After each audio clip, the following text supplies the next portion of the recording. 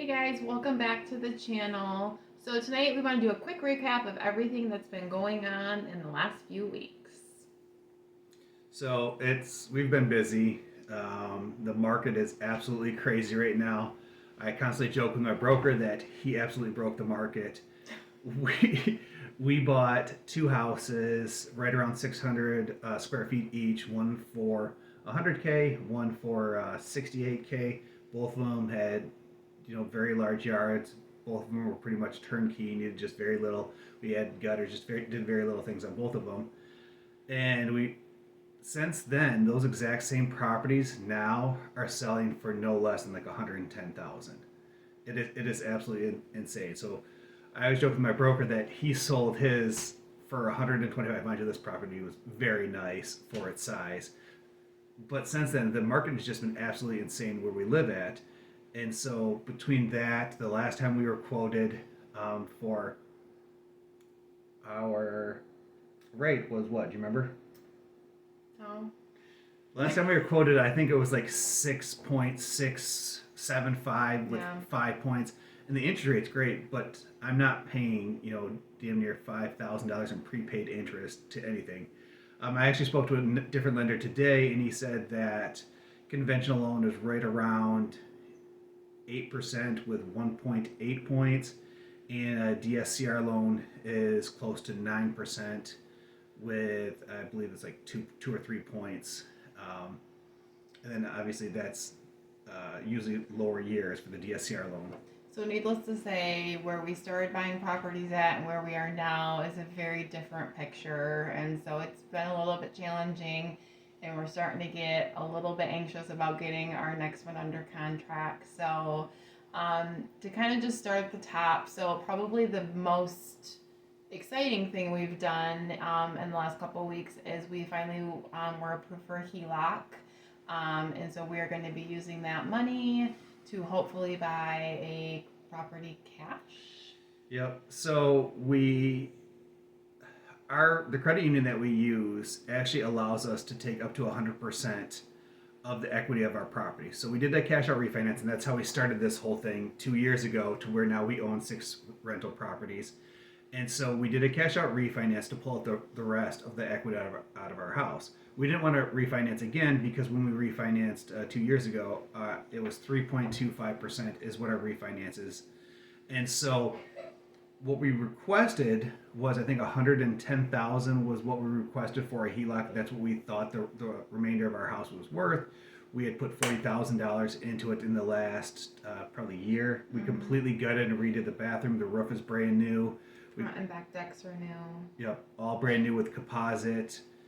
So we assumed that we were going to get a pretty good number, but it only actually came back at 73K above what we are right now. So we were pretty bummed.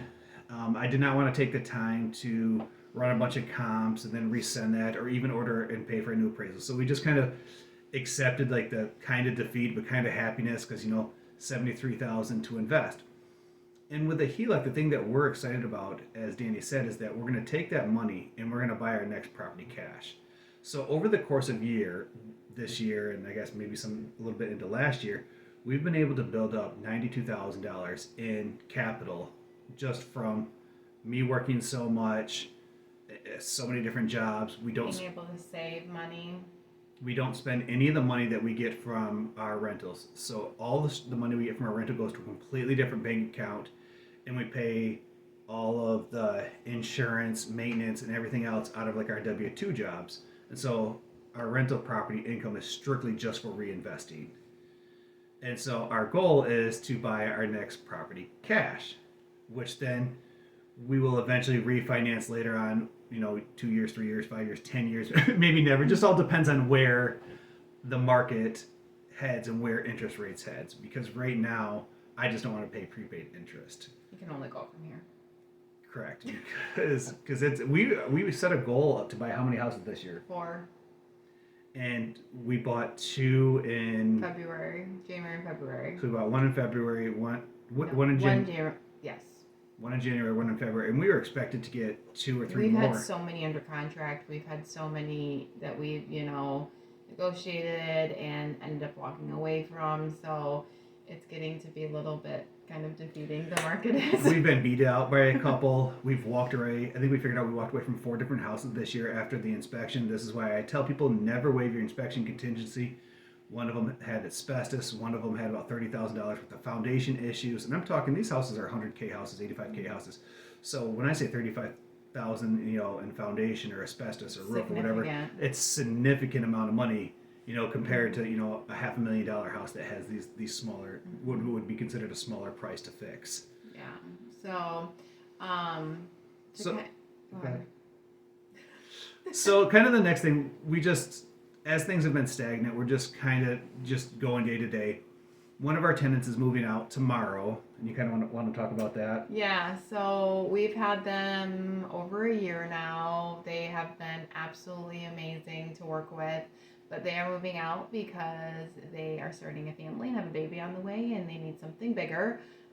They reached out to us first to see if we had anything bigger that they could move into, but unfortunately, right now we just didn't have anything, so we gave them our blessing to move on, and so they are ending their lease a little bit early and will be moving. So with that comes, of course, inspections and walkthroughs and getting it posted for rent again and kind of all of that restarting of the process. So it is kind of exciting to kind of have something to do again with the rentals because things have been fairly slow. So it's kind of neat because with this property, this is our second tenant ever.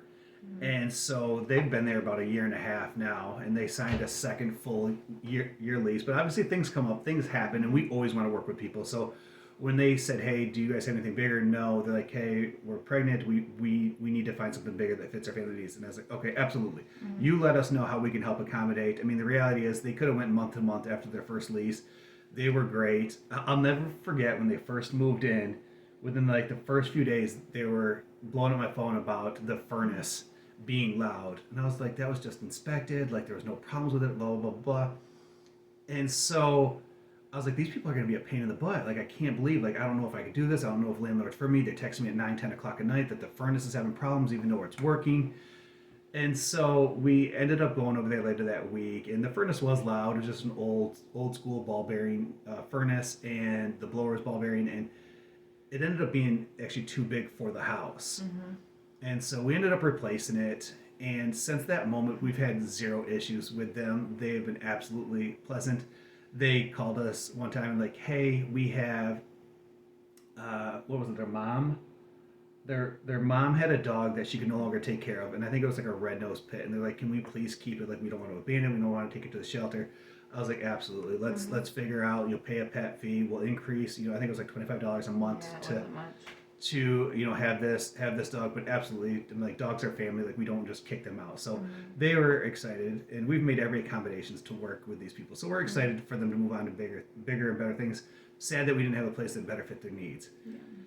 And just to clarify, when Brandon says they were blowing up our phones at 9, 10 o'clock at night, you have to keep in mind that this was kind of like our first second rental home that we were working with and trying to figure out what it meant to be a landlord. So it was new to us too. So nowadays when we get a call at 9 or 10 o'clock, it's no big deal. Like, it happens. But in the beginning, it was kind of like, oh my gosh, like, are we sure that this is what we want to do? And now we also try to do a better job of stricter expectations. Like, if it's not an emergency, we'll respond 9 to 5 Monday through Friday. If it's an emergency, we will respond right away. We use the app Rent Ready to pay rent and all of our maintenance fees. We absolutely love Rent Ready. We have a whole video of it. Go check it out. It discusses how the app has basically saved our butts from like a clueless landlord to everything through this app is now systemized. And so it was definitely a learning experience, and we were lucky to have this couple that be the ones that learned with us. that were pleasant and understanding, and now we have a system set in place and everything works a lot more logically. I'm also working, I have let's see. I've been working with buyers since we did the Rookie Real Estate podcast. I get people that reach out to me quite a bit about wanting to learn how to invest, how to invest, and then they want to use me as their realtor here in Michigan, because in places like California, certain parts of Florida, New York, it's almost impossible to invest. So I've been working with these same dudes, in California, and we're under contract for a duplex here in Ithaca. Actually, we just went into contract today, so I'm super excited about that. These gentlemen were under contract one other time with a triplex, and everything that could go wrong with the previous house went wrong. It had wrapped asbestos in the pipes in the basement. It had knob and tube. We got an estimate for the electrical was $55,000. Had some foundation issues that needed some brick and mortar. It's one of those houses that it's absolutely gorgeous, and we've considered it, but just the cost to fix it's just sad. So if you're actually maybe looking into getting into an investing, maybe you want to renegotiate a deal that works with you, feel free to reach out to me, and maybe I could help set you up with this triplex that will, I think the listing price right now is what, 99, and it would rent between the 3 units, I estimate 12, 6, 7. So you probably could get 2,500, but again, you have to probably put 60, 70,000 into it to get that $2,500 a month. Anyways, I digress. Sorry, I easily get distracted. Any chance you can to get a little, Yeah, business in there. Everybody needs to eat, so let's take that chance. So this week, I'm actually on vacation. I'm trying to do as little as possible with any work whatsoever outside of real estate. I'm off from my crisis job and my social work job. And it's funny because I told myself I'm just going to relax, I'm going to read books, I'm going to watch TV, and I'm going to spend time with the family. And this morning, the first 3 hours I spent negotiating this duplex deal for my guys out of California. So yesterday we went and looked at this on his day off too. Yeah, we did a video walkthrough. I take video walkthroughs for people who live out of state, and then I upload them to my YouTube channel, and then I will send that to them. So that way when people are looking to buy, they have an opportunity to look through every single thing as if they were there, and then they can watch it as many times as they want to feel more comfortable on the offer that they want to put into. So it's never ending. I'm always working, even when I'm not working. Mm-hmm. Even if he's completely off, just laying on the couch, somehow or another, we're talking about investing, real estate, rentals, something. It's just the nature of our lives. Which brings me to the next point. So usually I learned most of this stuff from watching podcast. I have about a 45-minute drive to work, so most of the time I just listen to podcast. However, I have a new, I'm going to slaughter this word, fascination with... good. Yeah, that was... You did fine. Mm-hmm. Between my ADHD and my dyslexia, words sometimes aren't my friends.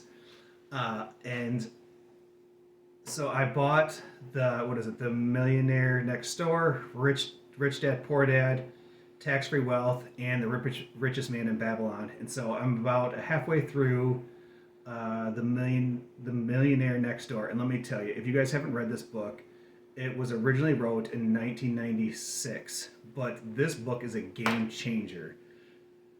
For the most part, I'm already kind of living my life according to like this book, so for me, it just kind of reaffirms that I'm doing things right.